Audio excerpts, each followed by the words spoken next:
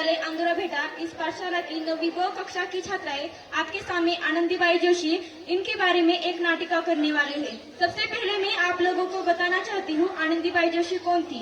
तो आनंदीबाई जोशी हमारे भारत की पहली महिला डॉक्टर थी जिनका बेटा 10 दिनों का था तब उसका निधन हो गया।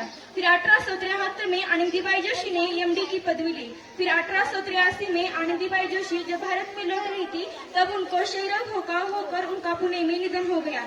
जिन आनंदीबाई जोशी का बड़ी ही कम उम्र में शादी कर दी थी उन्हीं आनंदीबाई जोशी के बारे में आज हम एक नाटिका पेश करने वाले हैं। तो चलिए देखते हैं आनंदीबाई जोशी भारत की पहली महिला डॉक्टर कैसे बनी। आप इतने परेशान क्यों दिखाई दे रहे हैं? परेशान तो रहूंगा पार्वती, आखिर एक बेटी का बाप जो ठहरा है उसके हाथ पीली करने का समय तो आया है। अभी तो हमारे आनंद सिर्फ 9 साल के, उसके पढ़ने लिखने खेलने कूदने के दिन है। देख पार्वती, लड़की तो पराया घर की धन होते हो, जितना जल्दी उन्हें घर से विदा कर दे कल से आनंद की पढ़ाई लिखाई बंद। पर बापू इसमें मेरी क्या गलती है? आप मुझे पढ़ाई करने क्यों नहीं देते? मेरी गलती है तो एक लड़के है तो लड़का होता तो क्या बापू, लड़का होता तो क्या? एक लड़की ज्यादा जबरन न चला, अलग से खींच कर बाहर निकाल दूंगा। बापू मैं पढ़ लिख कर कुछ बनना चाहती हूँ, मेरी पढ़ाई ना रोको बापू, मेरी पढ़ाई ना रोको। आनंदी तुझे पढ़ना है तो पढ़, मत सारी उम्र बाप की छाती पर बोझ बनकर मत रहो। पर बापू अभी तो मेरी उम्र पढ़ाई लिखाई की है, मैं पढ़ लिख कर डॉक्टर बनना चाहती हूँ। पढ़ाई पढ़ाई पढ़ाई मत काढ़ो बापू, मत काढ़ो, मत काढ़ो बापू, मत काढ़ो। एक कॉपी किताब छोरों में हाथ में अच्छी लगती है, लड़की के हाथ में सिर्फ मेहंदी अच्छी लगती है, मेहंदी। बापू तुमने क्या किया? तुमने मेरी किताबों को नहीं, मेरी किस्मत फाड़ दी, मेरी किस्मत।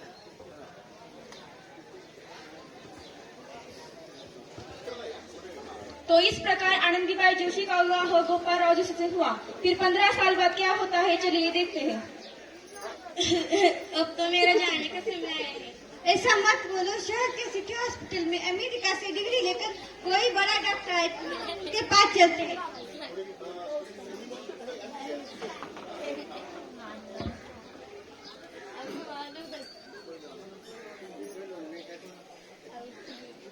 ओ नो, इस मरीज की हालत तो बहुत खराब है, इसे तो कोई चमत्कार ही बचा सकता है। सही कहा तुमने, इस मरीज की हालत तो बहुत खराब है, इससे मेरे दोस्त बचा सकती है जो कि अमेरिका से डिग्री लेकर आई है। क्या तुम उन्हें बुला सकती हो? हाँ चलिए डॉक्टर मैडम, आपको एक मरीज की जान बचानी है।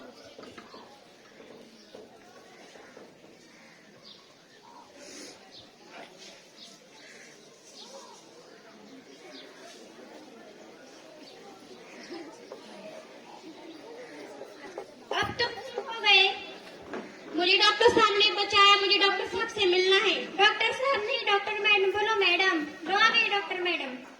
डॉक्टर मैडम आपका बहुत धन्यवाद, आपने मेरी जान बचाई, इसके बदले आप मुझे क्या दे सकता हो? वचन चाहिए मुझे कि कभी ये नहीं कहोगे कि लड़कियां कुछ नहीं कर सकती। वचन है, कैसा वचन? तुमने पहचाना नहीं है, तुम्हारी बेटी आनंदी है। मेरी बेटी आनंदी डॉक्टर?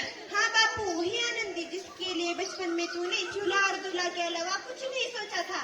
माफ कर दो बेटी, मुझे माफ कर दो आनंदी। नहीं बापू, वही आनंदी जिसके हाथ पे लेकर के तुम उसकी सारी जिंदगी का लहर देना चाहते थे। मैं तेरी गुनहगार हूँ बेटी, मुझे माफ कर दो बेटी। बापू अपने ही तो कहा था किताबें सिर्फ बेटों के हाथ में अच्छी लगती है, बेटियों के हाथ में तो सिर्फ मेहंदी अच्छी लगती है। बेटों और बेटियों में फर्क करना तो आंखों में फर्क करने समान है। एक का पढ़ना और दूसरे का ना पढ़ना सामाजिक अंधकार है बापू, सामाजिक अंधकार।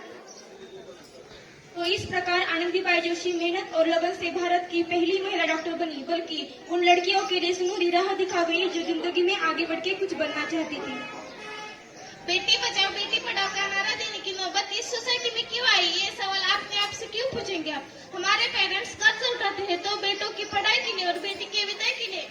हमारी सोसाइटी में आज्ञाकारी सबसे बड़ा टाइटल है जो एक औरत को मिलता है। बहू हो या बेटी हो, उसे सिर्फ और सिर्फ एक आदमी का कहना मानना होता है।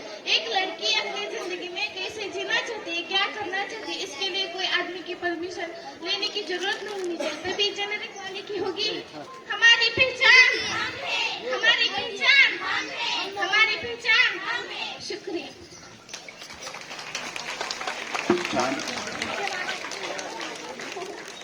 आनंदी आनंदीबाई जोशी यांच्या जीवनावर ही जी नाटिका होती ती आपण याला नाटिका म्हटलो, परंतु ही सत्य घटना आहे, सत्य परिस्थिती आहे.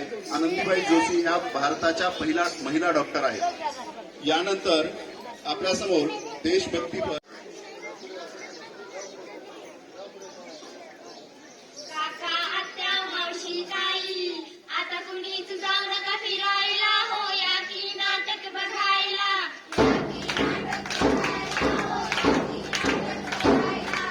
नेहमीची हो तुमची घाई तुम्ही शॉपिंग मध्ये बिझी राही. शॉपिंग ठेवा बाजूला हो या की नाटक बघायला. राम राम मंडळी. मला तुमच्या समोर एक विषय मांडायचा आहे. कोणता विषय? तुमच्या लय म्हणजे लय जिव्हाळ्याचा विषय. कोणता विषय? या मोबाईलचं पसरलंय सगळ्या जगात पॅड. या मोबाईलचं पसरलंय सगळ्या जगात पॅड. ही गोष्ट प्रत्येक पोरगा जाणून आहे. ही गोष्ट प्रत्येक पोरगा जाणून आहे.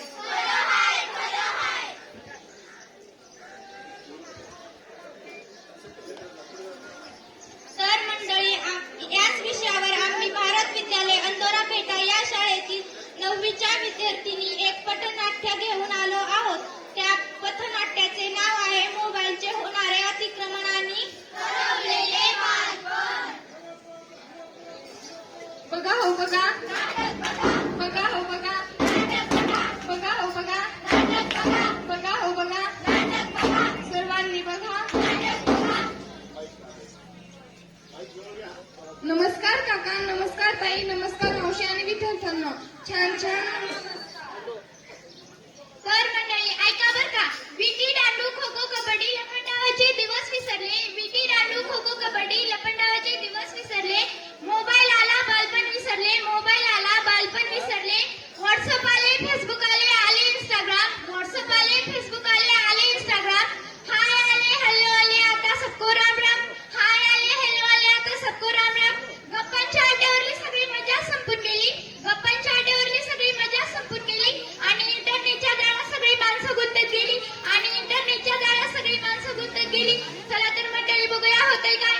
बघा मंडळी, हे विद्यार्थी आपल्या बालपणात किती रम्य आहेत. कुणी आपली तुपडी खेळतय तर कुणी विटी दांडू खेळतय तर कुणी आकाशात विमान उडवतय. आम्हाला आमचं बालपण परत हवंय. आम्हाला मोकळं आकाश हवंय. आम्हाला मोकळं आकाश हवंय. चला तर मग आता जाऊया मोबाईल येण्याच्या नंतरच्या काळात.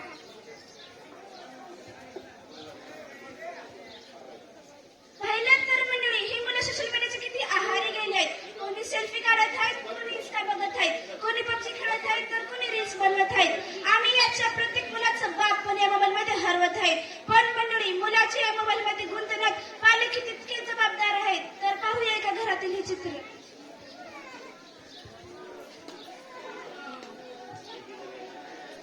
मम्मी सोडा ग ते मोबाईल. मम्मी सोडा ग ते मोबाईल. माझ्यासोबत बोल ना.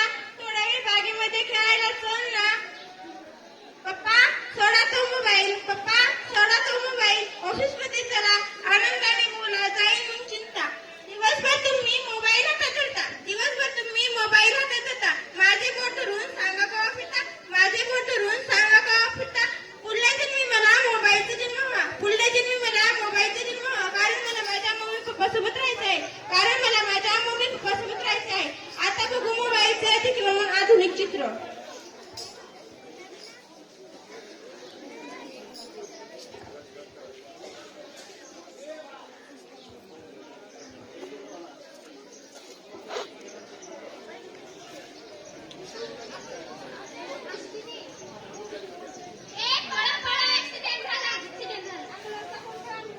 बघा मंडळी, ही लोक मदत करायची सोडून काय करत आहेत. मोबाईल नव्हता तेव्हा माणूस माणसाला व्हायचा.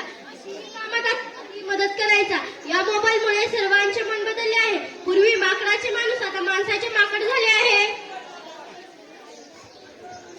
तर मंडळी, आता आपण पाहिले मोबाईलचे दुष्परिणाम. तर यापुढे तुम्हाला काहीतरी सांगायचं आहे. तर बघूया फोन तुम्हाला काय सांगतो. काल मला फोन म्हणला ऐकत आहे भावा. काल मला फोन म्हणला ऐकत आहे भावा. जरासा तुम्ही मला आराम देत जावा. जरासा तुम्ही मला आराम देत जावा. उठ सदा ऑनलाईन राहतो, जरा आराम करत जा. उठ सदा ऑनलाईन राहतो, जरा आराम करत जा. 5-10 मिनिटं तरी मला विसरत जा. 5-10 मिनिटं तरी मला विसरत जा.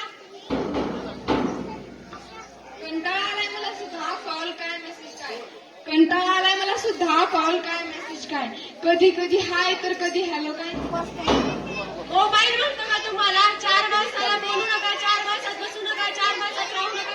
सगळ्या गोष्टी ठाकूर लोक माझ्या डोक्यावर काढतात आणि कोणी काय म्हटलं की राग माझ्यावरच काढतात. मोबाईल लोक गुंतवणी म्हणतात, पण खरं काय खोटं काय हे तुम्ही चांगलं जाणून आहे. Mobile soda, mobile soda, mobile soda. धन्यवाद. जान के दुश्मन को अपनी जान कहते हैं. हम अपनी जान के दुश्मन को अपनी जान कहते हैं. मोहब्बत की इसी मिट्टी को हिंदुस्तान कहते हैं, हिंदुस्तान कहते हैं. जो दुनिया में सुनाई दे उसे कहते हैं खामोशी. जो दुनिया में सुनाई दे उसे कहते हैं खामोशी. जो आंखों से दिखाई दे उसे तूफान कहते हैं. ये जो दीवार का सुराख है साहब, ये जो दीवार का सुराख है, चाइना, अमेरिका, पाकिस्तान साजिशों का हिस्सा है, मगर हम उसे अपने घर का रोशनदान कहते हैं, अपने घर का रोशनदान कहते हैं. और हम सम्माननीय निर्णायक मंडल की सदस्यों, सभा में उपस्थित सभी गणमान्य व्यक्ति और बालकों, आप सभी को मेरा नमस्कार. मैं ढोली ऋतुजा देश प्रेम और राष्ट्र निर्माण के उपलक्ष्य पर मैं अपने कुछ विचार आप सभी के साथ साझा करना चाहूंगी. आजादी, आजादी का असली मतलब वही समझ सकता है जिसने कभी गुलामी की हो. हम सौभाग्यशाली हैं कि हमने स्वतंत्र भारत में जन्म लिया. युद्ध आजादी की लो 1857 में ही जल चुकी थी, लेकिन वर्षाएं बनकर 1947 में हमारे भारत देश को आजाद करवाई. प्राचीन, मध्यकालीन और वर्तमानकालीन भारत के उदाहरणों से मैं स्पष्ट करना चाहूंगी कि जब हम फिरंगियों के फेरे में फंस गए थे, तो रंग दे बसंती चोला की एक आवाज पर टोलों के टोले उमड़ आते थे. आपके लिए तो एक आदमी मरा है साहब, किंतु मेरी घर की तो रोटियां चली गई, मेरी घर की तो रोटियां चली गई.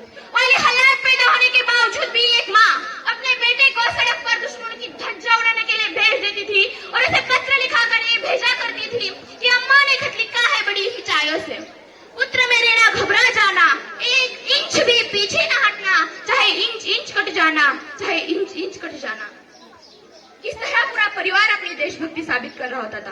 तब देश बलिदान मानता था, तब देश लड़ जाने को कहता था, तब देश मर जाने को, मिट जाने को, फांसी पर चढ़ जाने को कहता था. किंतु आज देश लड़ जाने को नहीं कहता.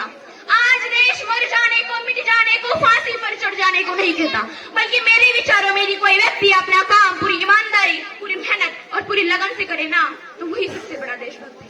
मैं नहीं मानती कि फेसबुक और व्हाट्सएप की बीपी को 3 रंग में रंगना ही देशभक्ति है.